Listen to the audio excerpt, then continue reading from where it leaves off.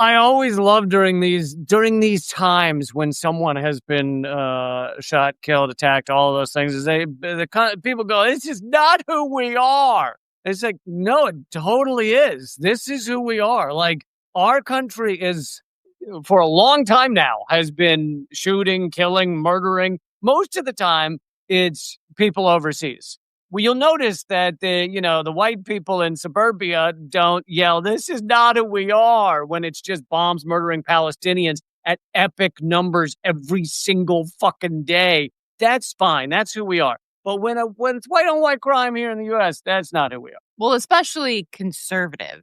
If an anarchist gets murdered, or, someone at an anti-Nazi rally gets run over by a lunatic in a car, nobody in corporate media or the halls of the mighty shed any tears. But the governor of Utah legit said in a press conference that I had been praying that it was someone from another country. He legit said that because he didn't want it to be, in his own words, one of our own. Leaving aside the fact that everyone that's one of your own is originally from another country, indigenous. But that's a separate conversation. But this just is that classic trope of what you're talking about, Lee. This isn't who we are, right? When in fact, it is absolutely who we are. And I'm not good at brevity, but this was a tweet by Land Palestine. I'm not in support of what happened to Charlie Kirk, but Charlie Kirk was in support of what happened to Charlie Kirk. Dude had pointed out in several different, and in fact, when he was shot, he was talking about guns and, the not being in favor of any kind of gun legislation when he was shot. Here's the thing. This is who we are. Charlie Kirk is as, I don't know, whatever these white supremacist nationalists want to say is homegrown. Like, this guy is homegrown. And the guy who shot him is also homegrown in terms of the American exceptionalism paradigm. So this is, once again, an example of this is so us. This is so us. Well, and also, from day one of this country, we showed up and there were people like here and gardening and things, and we shot them in the face. Like, talk about who we are. We showed up with guns and said, "I know how we can have more room here. We'll just clear people out." This is not who we are is just so laughable. We're also, it's not always killing, but we're also one of the largest prison states in the world, the largest police state. Well, it's destroying lives, but police states in the world. Our police shoot and kill more people than any other country in the world. It's 1,500 a year killed by our police, but it's actually double that because, the Lancet Medical Journal found that half of all police killings are not actually put down as police killings. Two kids were killed during a mass shooting on that same day. They weren't killed. One, the shooter shot himself. 2 kids were injured, but still. I don't care. I'm going to still say 2 kids were killed that same day. That doesn't even, the fact that isn't front page news is, again, very the U.S. The fact that there was a 16-year-old who walked into his high school with guns blazing, and that didn't make front page news because of this douche canoe who got shot in the neck.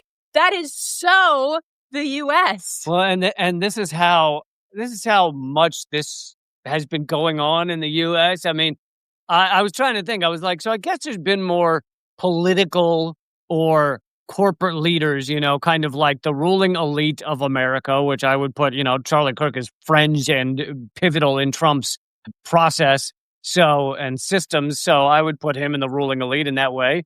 And so there's been more of this violence against the ruling elite, but there's so much going on that when I listed them, and I was like, I can think of like 4 or 5 instances in the past year, including the attempts on Trump. And literally, I had forgotten that 3 months ago, the Speaker of the House in Minnesota was murdered.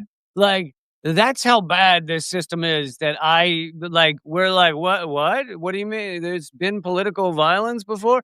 Yeah, Nancy Pelosi's husband was like tied up and beaten with a hammer. That was a year or 2 ago. Like, it is amazing what's going on in this country, and people, this is not who we are. Well, and also, I mean, I think more details might surface about who this kid is who shot Kirk so far, the statement that he's given is, I didn't like him. According to not just him, but a lot of people, because there's literally a mass shooting every single day in the United States. This is an acceptable way to address not liking someone. And so that is not only who we are, but it is a really twisted idea of a democracy where we have open debate about ideas. And indeed, Kirk, and I wanted to get into this because this really bugs me that not a lot of people are talking about this. And I hope y'all come here to just see things that not everybody else is talking about. I know. I hesitated to even do a segment on this story because it is so overly covered. But no, I know. But I'm giving you a compliment. You and I spent time on the aspects that are not in the mainstream. So I was like, well, let's talk about those. We don't need to talk about the. Yeah. This guy had made a career out of going to universities and colleges and sitting behind a banner that says, change my mind, and basically picking fights with college students. Now, the way that he framed it was that, I want to have these open political debates with people. And, I want to show them that their arguments for liberalism or whatever the hell are wrong. And I do that by having these open debates because I love America or whatever the hell he said. So here's the problem with that.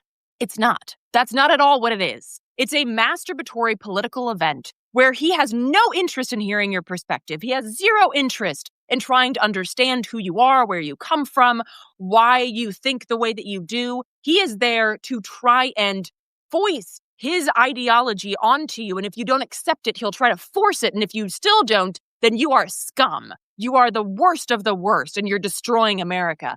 That is not somebody who's open to political debate. So even just the way that his entire career has been framed is bullshit. It is absolute bullshit. And here's the thing. We do need open political debate. But at a time when, in particular, universities and colleges are seeing kids basically be violently arrested for daring to hold a Palestinian flag, don't you fucking dare come to me and say that, colleges are the place for open political debate because of what people like Charlie Kirk are doing, who applauded the murder of Palestinian children. Do not even come to me and say that shit. So his whole thing was just a facade. It was bullshit. The whole thing was just to try and push people to the right because he knew that college campuses, having historically been places of open debate, though they're not anymore, that these are places where the leftist ideologies tend to take root.